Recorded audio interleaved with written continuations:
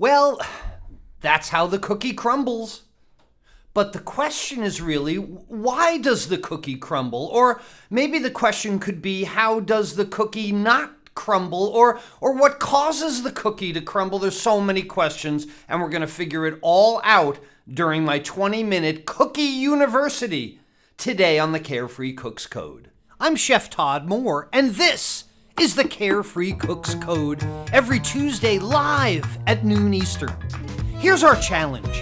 How can home cooks cook freely with creativity, confidence, and pride while ignoring recipes and still impressing themselves and others with what they cook? Well, the answer is found in becoming empowered with how cooking works, using dependable and repeatable methods of cooking that work for any ingredient, for any diet, and any desire, just like chefs do. And we'll know we've cracked it when everyone sees cooking as an exciting and rewarding way to improve their relationships, their lifestyles, and their health through better food and cooking. This is the Carefree Cooks Code. Hey, welcome back to the Carefree Cooks Code, everyone. This is the weekly show for the methods, techniques, and insights into better food and cooking. You know, we're live every Tuesday at noon Eastern. And if you're looking for any of the past videos, well, go to my archive on Facebook. It's facebook.com/chef.todd.moore/videos. And when we're not together live, I'm still eating food and cooking it. And most of the time, I post a photo on Instagram. Follow Chef Todd Moore on Instagram as well. Let's say it together. We're all here for one reason. It's because we're carefree cooks. We create our own recipes. We bring friends and family together virtually with our cooking. We learn every time we cook. We create our own cooking style because we practice pro methods and we love our cooking. It's been amazing lately. If you didn't get a chance this weekend, we have been together Friday, Saturday, Sunday, Monday, now Tuesday. Tomorrow is a study hall for lifetime members of Carefree Cooks. Wednesday, then we'll be together Thursday. That's 6 out of 7. Not Friday, but then again Saturday.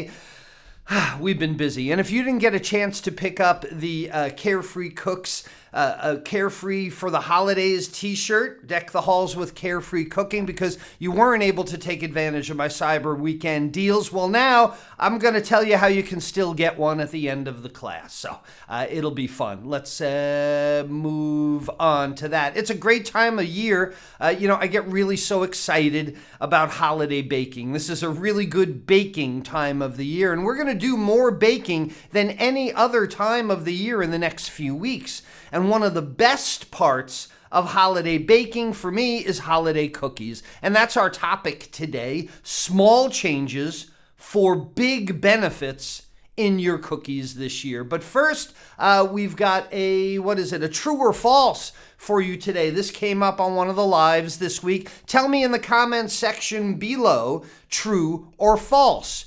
You should always cook with the tin foil shiny side up because it reflects more. The aluminum foil, whatever it is, always cook with the shiny side up because it reflects more heat. True or false in the comment section below, please. All right, so like I said at the beginning, that's the way the cookie crumbles. This phrase. This is I think an American idiom more than anything else, because we don't call them cookies all over the world. But it's a phrase. If you're not familiar with this, it's a phrase that basically means, hey, that's life. That's life, basically. There's not much you can do about it. If your cookie crumbles, oh well, that's life. Not much you can do about it. But I'm here to tell you, there is a lot you can do about it. It's not, oh well, that's how the cookie crumbles. Hey, Joe, did you get the job?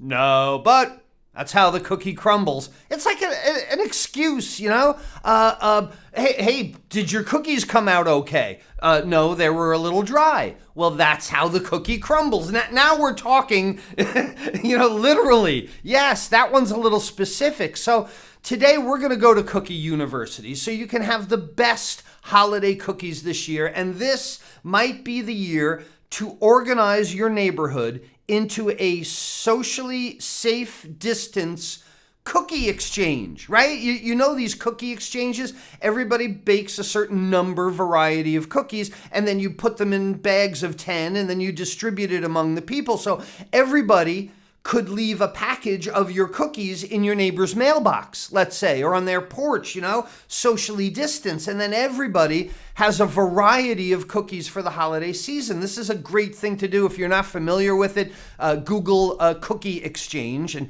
it expands exponentially based on the number of people that you have. Also, this is a great idea, right? But this is also the time of year that I get a holy jeez amount of questions about cookies. Are they just mini cakes? Where do cookies come from? What's the derivation of cookies? How many cookies are there? What temperature should I bake them at? How long should I bake them? What's the difference between different kinds of cookies? Are cookies haunting me? Why are they haunting my dreams? Why won't they just leave me alone? Why do I think of cookies all the time? Well, maybe the last three were just me. Yeah, the last three were just things I ask, okay? Well, they do. Cookies talk to me. I'm always thinking about different types of cookies, the way I can exchange one cookie for another, and how I can get one of the characteristics into my cookies that I want. And that's what I wanted to share with you today. So welcome, ladies and gentlemen, Orientation Day. Welcome to Cookie University. You're about to get 3 weeks worth of cookie college in about 20 minutes, because this is really actually quite simple. The definition of a cookie is a small, flat pastry that is usually eaten alone. I don't mean that. I don't mean by yourself. That's kind of sad, right? Cookies are not sad. Cookies are happy. I don't mean by yourself like you sit in a corner and you just eat cookies all day long. Although, that doesn't sound like such a bad thing, right? What I mean by this is that cookies are not accompanied by anything. And before I go any further, let me get this disclaimer right out of the way. In the US, I'm talking about cookies, all right? In the UK, Australia, New Zealand, all these places that we have a lot of friends in our movement, they're called biscuits. So you could tell I don't have a British accent. I'm not gonna pretend I can fake one either. So I'm gonna be the American that I am, and I'm gonna say cookies. If you're in the UK, you could just say biscuits every time I say cookies, all right?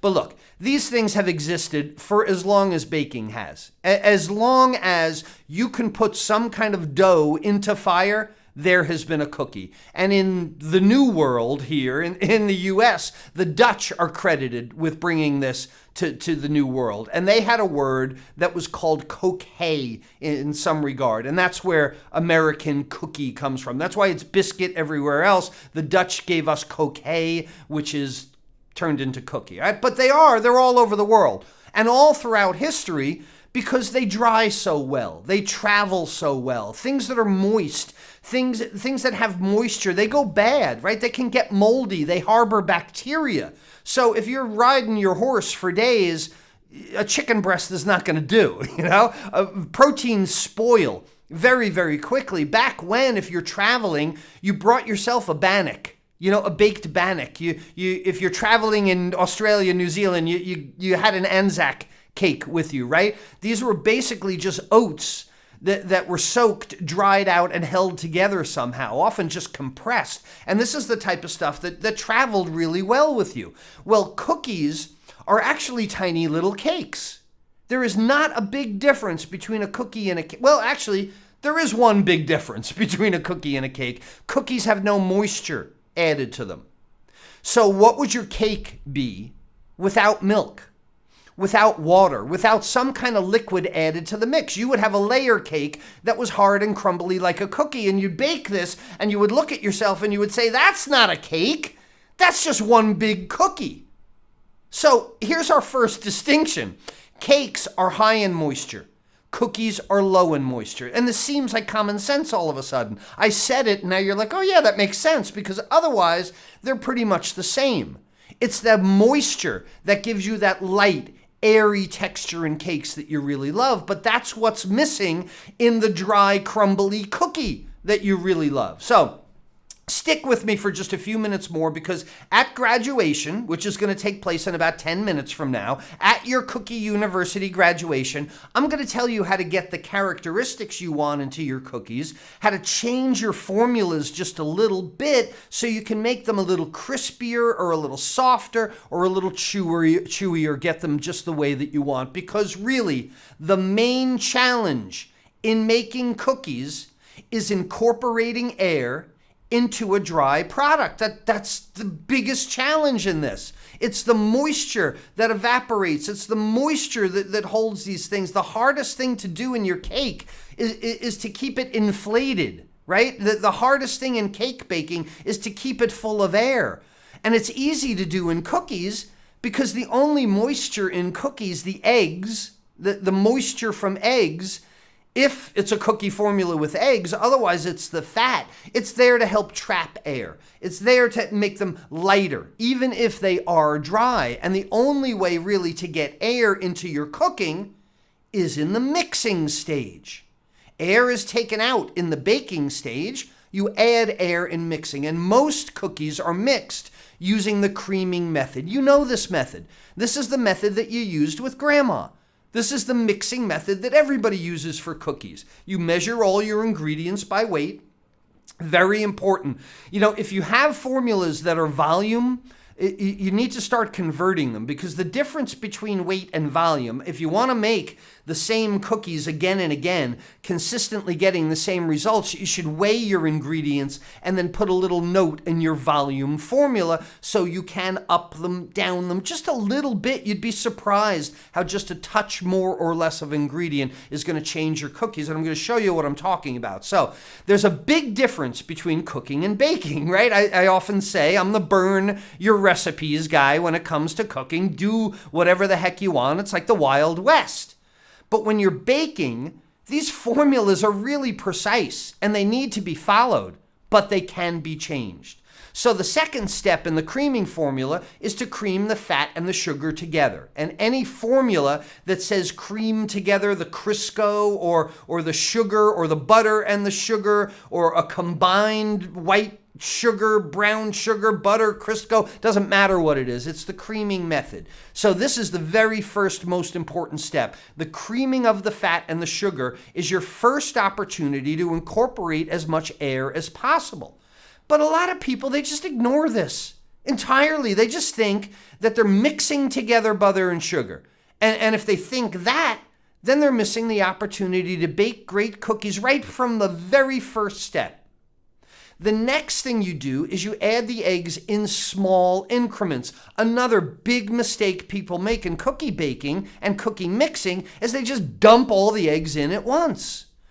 But you're choking the emulsification. The problem here is that with this, the eggs, they're there to create an emulsification between the fat and any liquid found in the egg with the egg. An emulsification bringing together two unmixable items. But in most applications, like if you've ever made a Caesar dressing or a hollandaise sauce, you have to start very slowly, right? We drizzle clarified butter into a hollandaise sauce. So why do you dump all your eggs into the cookie mixture? Don't do that.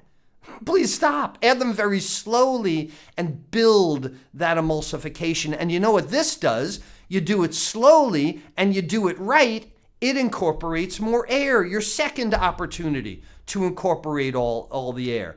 Next comes sifting the dry ingredients. Sifting your ingredients not only combines them for a consistent mixture, but it also, say it with me, adds more air to the mixture versus like packed down flour. And here's another thing. You don't need a sifter, the squeezy thing, another gadget that you don't need. You can do this with a strainer. You can do it with a colander. You could take the screens off your house and drum sieve your flour. Just wash the screens first. I have a lot of pigeons around here. That wouldn't be nice. So don't skip that step. Okay, don't skip the sifting. Don't under cream your opportunity to add air. Don't dump all the eggs in at once, ruining the emulsification, and don't not sift the ingredients, because those are all opportunities to incorporate air. And then when you're done, mix gently to combine all the ingredients, because way too many people are mixing their cookies with their mixer on high. It's not a race. The more that you agitate flour with moisture and egg, you develop gluten. And overmixing gives you very chewy cookies. And if you want very chewy cookies, cool. Knock yourself out. That's the way to do it. But for me, a tender cookie is really the way to go. And at the very end, stop that mixer. Stir by hand. Even if you've been working with the KitchenAid or the hand mixer or something like that, get rid of that thing now. Because at the last stage, this is the time to stir in your extracts, your nuts, chips, dried fruits, any of those things that go in at the end. And you want to do it very gently because you don't want to knock out the air and you don't want to develop more gluten. You're adding very heavy products like nuts and chocolate chips and things like that. So you need to be gentle with it at the end. And remember also, here's another mistake people make. Most extracts are acidic.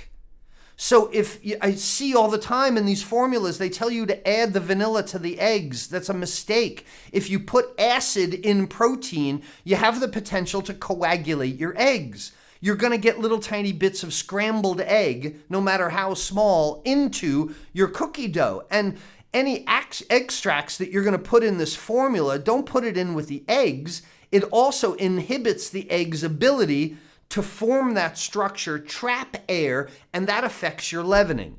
So flavorings, extracts, all that stuff in at the very end when the flour, when the mixture can absorb them. So these are 5 very common mistakes that people make when using the creaming method to make their cookies, but there's so much more that goes into this. And we're going to cover that in your next year because you're a sophomore already. I can't believe it. How time has gone. 3 minutes later, and you're a sophomore at Cookie University. Congratulations. So let's move up to the more advanced classes, which has to do with makeup methods for cookies. Look, once you make your dough, the shape, the size, how you portion them is important, but it's entirely up to you. So the easiest thing to do in talking about makeup methods is drop cookies. That's where you get a portion scoop. Grandma did 2 spoons, but they're inconsistent. You scoop the amount or you drop the amount of cookie onto a pan that can then be frozen or baked off immediately. Easy to do, right? Icebox cookies. When you take the entire cookie dough and you shape it into a log, wrap it with plastic wrap or parchment paper, then later on you come back, you slice off a disc, you bake off 1 cookie at a time. That's really cool, right? What else? Bar cookies. Bar cookies are usually layered into shallow pans. Everybody's made these, right? Graham cracker crumbs with butter in the bottom, like usually sweetened condensed milk poured on it, right? A bar cookie. But you could do this with sugar cookies as well. You could do this with a cookie dough, pressing in sugar cookie at the bottom first. A lot of ways you can do that. Rolled cookies. This is most often what you see at the holidays. When you roll out your sugar cookie dough to a consistent thickness, that's really important and a mistake people make. Your cookie dough is like this thin at one end and that thin at the other. Your cookies are on an angle, You roll out your dough to a consistent thickness. You use your cookie cutters or your pastry knife, if you will. A great thing for kids to cut shapes or make letters or things like that. It's a lot of fun. Pressed cookies also, either with a cookie press. This is a kind of an old-timey thing. The cookie press always gets jammed, right? It's always, you always got to wrestle with it. It's better to use a pastry bag, like for spritz cookies, things like that. They're pressed or bagged cookies. With a pastry bag, you can make little shapes. You could teach your kids how to use a pastry bag. Show them how to write their names in sugar cookie dough or butter cookie dough and then bake it off. It's a lot of fun, right? Wafer cookies, another make-up method, not make-out method. I told you I was passionate about cookies, but that sounded crazy. Wafer cookies, it's usually a poured batter, and then they're shaped when they're very hot. If you've ever seen the cigarette cookies this time of year, although probably politically incorrect to call them cigarette cookies, they're the pirouette cookies, the Pepperidge Farm pirouette, the tubes dipped in chocolate that you see at the holidays. They're a lot of fun. They're a little more challenging to make, and how you make them is you pour batter, more like a pancake batter, onto a sheet pan, and then right before it's done, you take it out. It's still very soft, and you like hang it over a dowel or something as they cool and harden. This is the way to make taco cookies. Really fun. You put a high ratio of egg whites into your formula. It makes them a lot more pliable, right? They don't coagulate. They don't stiffen as quickly. But you make your wafer cookies, pour them on a sheet, hang them over a dowel, like I said. You get a taco shape, and then you fill them with like ganache or something like that. It's really cool. But I digress. Last bit of information, always store your cookies in an airtight container. It's really, really important because they're dry. Right? This is the whole point of this class today, that these are dry, crumbly things that you need to get air into. And since they're very dry, anything that's dry is going to absorb moisture. They stale very quickly. Not stale like bread does.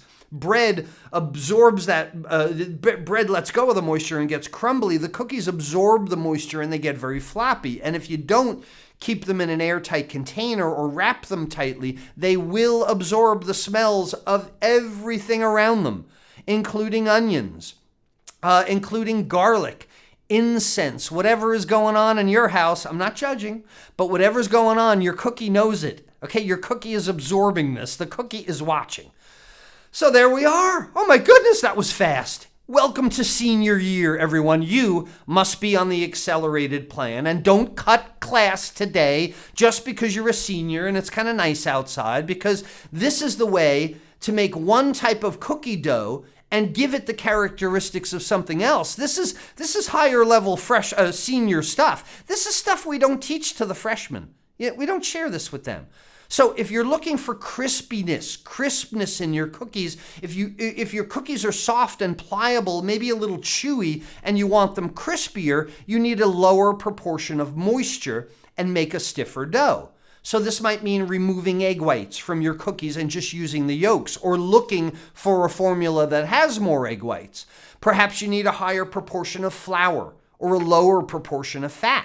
You'd want a stiffer, drier, more crumbly dough if you want a crisper cookie. It's going to give you a crisper cookie. You also need a higher sugar and fat content just to have a workable dough. Otherwise, the dough doesn't come together. So the higher sugar content, of course, is going to caramelize. And don't forget, that's what's going to give you the brownness, the crunchiness, the caramelization of the sugar. The fat content is also what gives you your spread on a cookie and the tenderness of a cookie. So if you lower a little bit of the fat and increase the sugar, you are going to get a drier, crispy, crumbly cookie that has caramelization.